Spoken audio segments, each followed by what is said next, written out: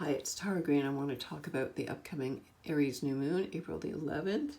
It's at 7:30 p.m. Pacific Daylight Time, 10:30 p.m. Eastern Daylight Time, and on the 12th at 2:30 a.m. GMT. Now, this is a one really heck of a wild, fiery, very intense Aries New Moon, the likes of which I don't think I've ever seen. We have Chiron, the wounded healer, at 9 degrees of Aries, conjunct Mercury, the messenger, at 14 Aries, at the most powerful degree, the 15th degree of Aries. Ceres, the great mother, a dwarf planet at 19 Aries. The moon and the sun at the magical mastery number, 22 degrees Aries, double mastery number. Eris, the Disturbia goddess, at 24 degrees Eris.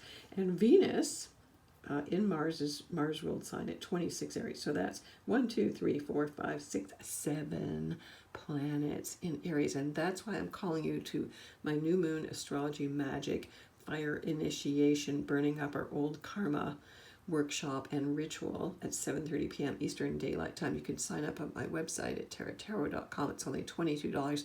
It's an interactive video because I feel I literally called to do these since January, and so to have all that energy in Aries, you can see this chart is set for Toronto where I am, and interesting enough, the ascendant is 22 degrees of Scorpio, so 22 master number, right? You want to pay attention to those degree symbols, very, very important. So all of that fire is really all about burning off old karma. You know, this is the first new moon since the Jupiter-Saturn conjunction, the first new moon since the Aries ingress. So really, I would say that this new moon is really kicking off the rest of 2021, and really you could see it even as a whole year's cycle or a 9-month cycle, even to the end of the year. So if you're in Aries, of course, you're going to blow the roof off, doing a playlist with all the fire songs, of course. And, you know, it's really important. So we have to burn off the old karmic debts, the old karmic ties, whatever it is that's been holding us back. We're going to make a bonfire here. That means a good fire. And burn it all up in a ritual and a ceremony. I do a guided meditation to make way to initiate. Aries is the first sign of the zodiac. This is about a fiery initiation. In astrology, fire means spirit. So this is a huge fiery initiation. Traditionally, you know, when people do fire walking, that's what this is like. It's an astrological fire walk, okay? Aries rules the head, by the way, so we're burning off a lot of old ideas. We're getting inspired. Inspired is about spirit. And so, you know, healing, Chiron and Aries, Mercury, thinking about the healing. You know, Ceres, the great mother, is bringing in her healing fire energy. You know, in myth, you know, taking an infant and scorching it in the fire was a kind of a big initiation for the gods and the goddesses, right? The sun and the moon, of course, together at that 22 masterful degree. Eris, the goddess of Disturbia. So, you know, if you've been feeling like an outcast, that's what Eris is, your go-to goddess. You know, she goes, okay, you can't leave me out, you know. And then Venus in Aries. Now, Venus is in Mars sign. Now, interesting enough, Mars, the ruling planet of Aries, is out of bounds. And that puts a whole other flavor on this, because any planet out of bounds means it's moving beyond the bounds of that 23 degrees of the tropics of the Earth. Okay, the sun cannot go beyond 23 plus degrees of the Earth because of the Earth's axis, which is 23 degrees, 25, 26 degrees. And so, but the planets can. And so Mars moving out of bounds, it's like totally wild. It's like, can't fence me in. So this gives even more impetus and opportunity to really like move with that passion. Mars is sex and passion and war, and your drives and life force. So if you want to get re-energized, you know, we've all been under COVID for over a year. Many of us are in lockdowns. We've got a total lockdown again in Toronto, just initiated. You know, anger, you know, Mars is anger. And so there's a lot of anger that's been bottled up and hasn't been expressed, and it's all just energy. So you can use it, you know, anger it can be positive and useful to use against the machine, against someone who's hurt you, to just express it, to channel it, to transmute it, right? Mars is at 23 degrees, actually. So Mars is in Gemini, which is the sign of the twins. It's an air sign. So Mars in Gemini rules this lunation. It is about the duality of our minds. It's about the conscious and the unconscious mind. It's about bringing these two opposing forces together. There is never really any opposition. Like in the tarot, the sign of Gemini is associated with the lovers. So what we think of as oppositions, and we're being forced to be more oppositional, is just a divide and conquer. But really, everything is based on duality. I know there's this gender dualities. People want to get rid of this, but that's not a good or healthy thing to do. Genders are something we ascribe to, but really it's about forces.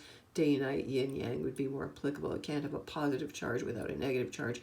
And the positive and negative charges are what goes boom and creates everything, which is what Aries is all about, the initiatory fire or the big bang to get everything going from the great mother void. So Mars and Gemini, we're going to be talking out our new inspirations. We're going to be releasing them with our voice from our mind.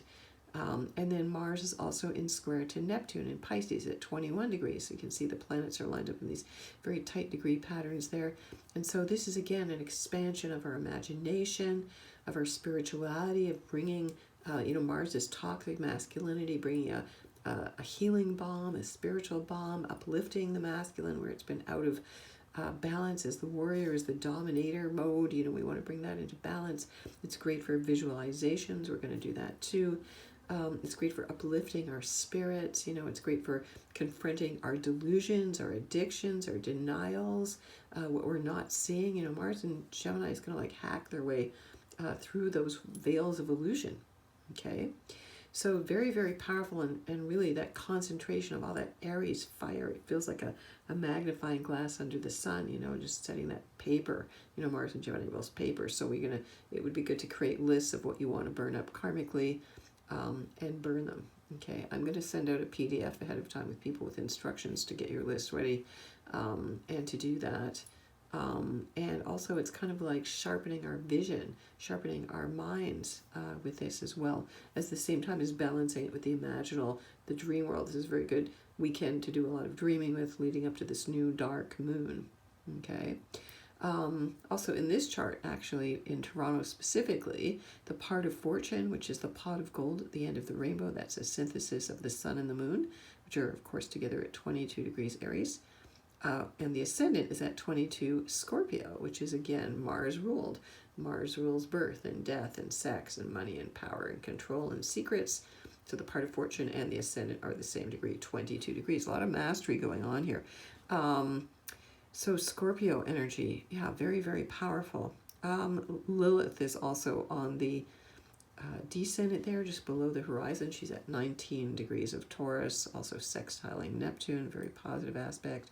And Venus is squaring Pluto. So again, there's a lot of heavy initiatory elements here. Venus and Pluto together always remind me of the myth of Persephone and Pluto abducting her, or her voluntarily going into the underworld as a sexual initiation.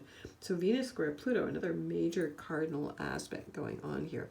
Again, Venus rules women. Now Venus is not as strong in some traditional ways because she's in Mars's sign, but I see her as always being an Amazon warrior.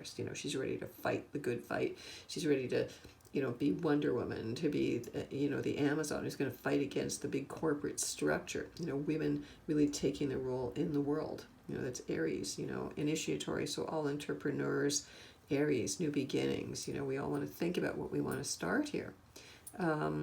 Jupiter is in Aquarius, Saturn's in Aquarius. You can see the planets here. Jupiter and Juno, his wife. Jupiter and Juno are the great pair, the god and the goddess, the lead god and goddess.